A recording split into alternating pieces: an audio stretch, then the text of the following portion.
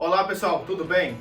Hoje vamos falar sobre as estratégias de marketing de conteúdo, que são um dos pilares da presença digital para qualquer empresa. E esse trabalho permite que você melhore a sua visibilidade nos motores de busca, como o Google, e faz com que a sua empresa seja encontrada por mais pessoas. Entretanto, existem algumas boas práticas de produção de conteúdos que nem sempre são seguidas. Quando esses erros acontecem, a captação de leads e a identidade de sua marca no meio digital são prejudicadas. E que erros são esses? É isso que veremos no audioblog de hoje. Vamos nessa?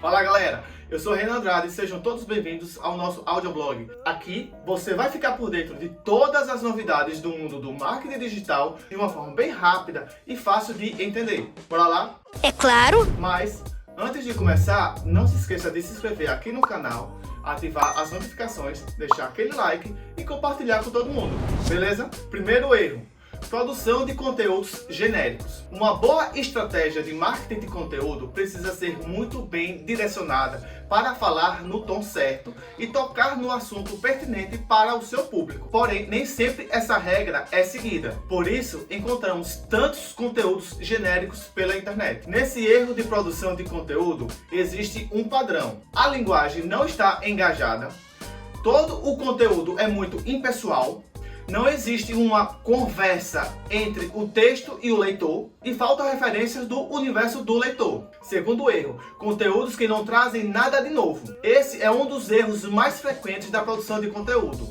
Materiais que não trazem nada de novo e apenas repetem a informação que pode ser encontrada em qualquer outro lugar. Entretanto, repetir informação não é um grande problema. O real problema é não acrescentar nada de novo no seu conteúdo. Pode ser uma linguagem mais direcionada, alguma informação complementar, uma boa organização melhor dos tópicos e por aí vai. Terceiro erro: conteúdos apenas no formato de blog posts. A produção de conteúdos consiste na publicação de textos no blog da sua organização, correto? Errado.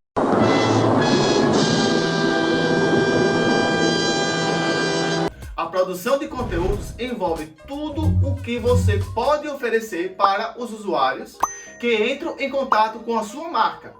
Os blog posts são apenas um desses produtos, mas existem outros como infográficos, e-books, webinars, vídeos, audiobooks, audioblogs, podcasts, dentre outros. As publicações no blog de sua organização ajudam no ranqueamento da sua página. Isso é um fato.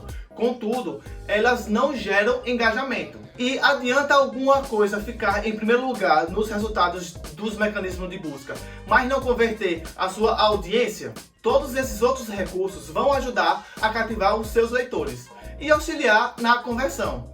Que demais!